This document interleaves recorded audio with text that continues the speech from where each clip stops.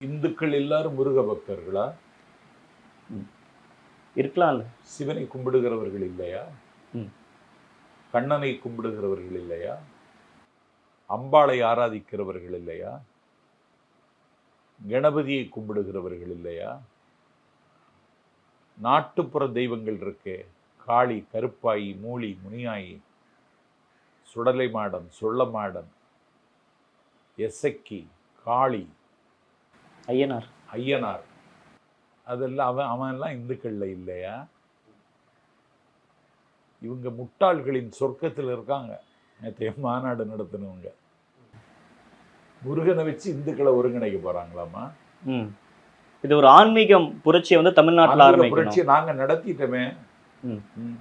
திராவிட முன்னேற்ற கழகத்தின் அரசு 3000 கோவில்களுக்கு குடமுழுக்கு நடத்தியிருக்கேன். வருகிற 7ஆம் தேதி திருச்செந்தூர்ல குடமுழுக்கு நடக்க போகுது.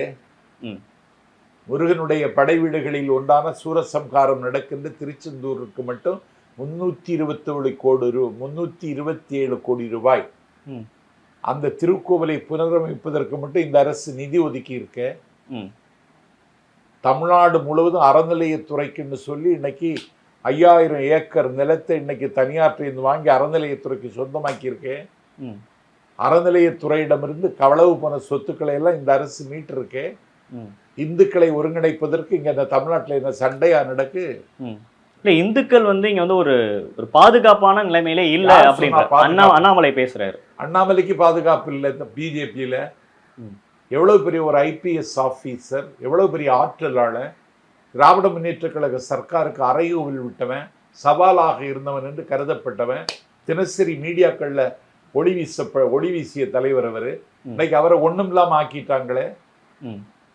அண்ணாமலைக்காக வருத்தப்படுறீங்களோ? அண்ணாமலைக்காக வருத்தப்படுறேன்னா அவர் பேசுறப்ப சொல்றீங்க வந்து இந்துக்கள் வந்து ஒரு பாதுகாப்பான நிலைமையில் நம்ம இல்ல. இந்துக்கள் தமிழ்நாட்டில் மட்டும்தான் பாதுகாப்பா இருக்காங்க.